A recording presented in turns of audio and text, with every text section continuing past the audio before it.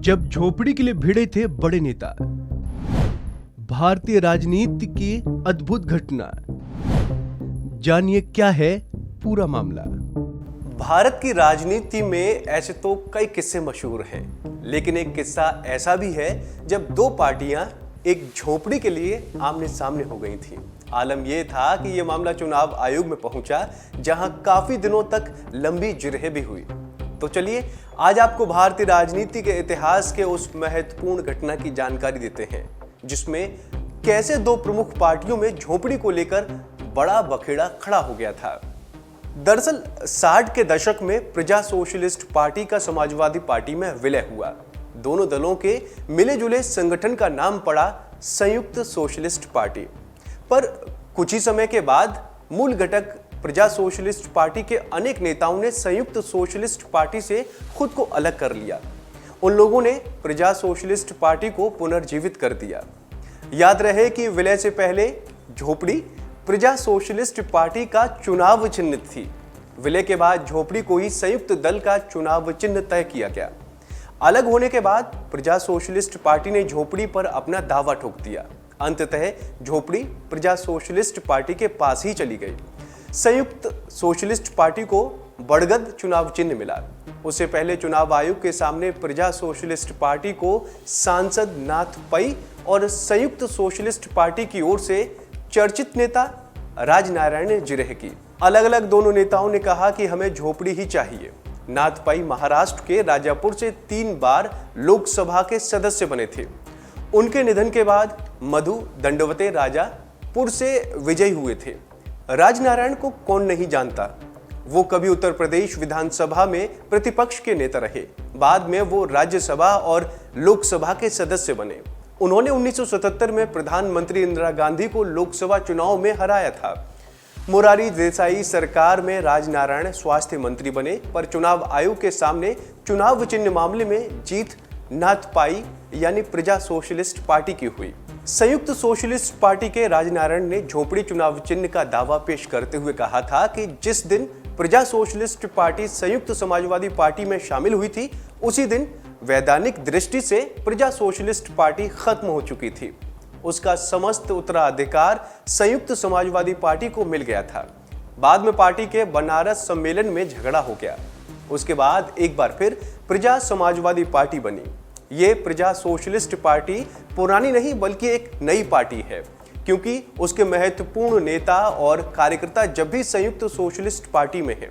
राजनारायण ने संयुक्त socialist party की ओर से यह दलील भी चुनाव आयोग के समक्ष रखी कि चुनाव चिन्ह उसे ही मिल सकता है जिसे गत चुनाव में 5% से अधिक मत मिले हों।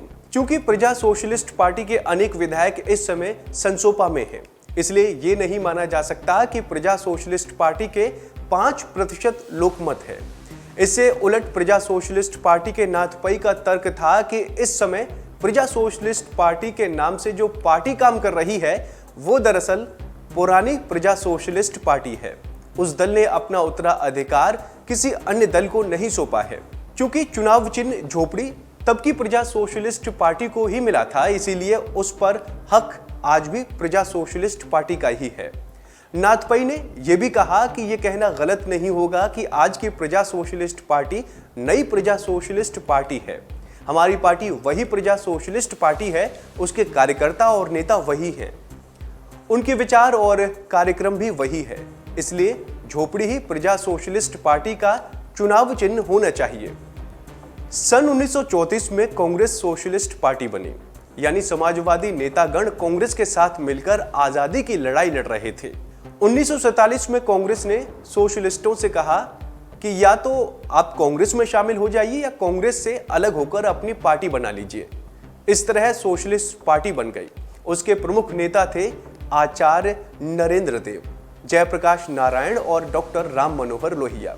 1952 के आम चुनाव में सोशलिस्ट पार्टी ने अलग से चुनाव लड़ा, किंतु उसे कोई खास सफलता नहीं मिली। चुनाव के बाद सोशलिस्ट पार्टी और कृषक मजदूर प्रजा पार्टी ने मिलकर प्रजा सोशलिस्ट पार्टी बनाई। बाद के दिनों में डॉक्टर राम मनोहर लोहिया के नेतृत्व में कुछ नेतागण प्रसोपा से निकल गए। उन लोगों ने सोशलिस्ट पार्टी बनाई। दरअसल त्रावणकोर कोचीन की प्रसोपा सरकार ने आंदोलनकारियों पर गोलियां चला दी थीं। प्रजा सोशलिस्ट पार्टी के महासचिव डॉक्टर लोहिया ने अपने दल के मुख्यमंत्री पद्मथानु पिल्लई से इस्तीफे की मांग कर दी। प्रजा सोशलिस्ट पार्टी का नेतृत्व इस मांग से सहमत नहीं था, इसलिए डॉक्टर लोहिया प्रजा सोशलिस्ट पार्टी से अलग हो गए। लेकिन कुछ साल के बाद लोहिया फिर प्रजा सोशलिस्ट पार्टी से मिल गए, किंतु वो मिलन भी स्थायी नहीं रह सका। 70 के दशक में एक बार फिर प्रजा सोशलिस्ट पार्टी और संयुक्त सोशलिस्ट पार्टी ने मिलकर सोशलिस्ट पार्टी बनाई, लेकिन सोशलिस्ट पार्टी 1977 में जनता पार्टी में शामिल हो गई। जनता पार्टी भी लंबे समय तक एक नहीं रह सकी। जनता दल से निकलकर कुछ नेताओं ने जनता दल एस बनाया। फिर जनता पार्टी से निकलकर जनसंघ घटक के नेताओं ने सन 1980 में भारतीय जनता पार्टी बना ली। तो उम्मीद है दोस्तों आपको हमारी ये जानकारी पसंद आई होगी। ऐसी ही तमाम जानकारी के लिए आप बने रहिए वन इंडिया हिंदी के साथ।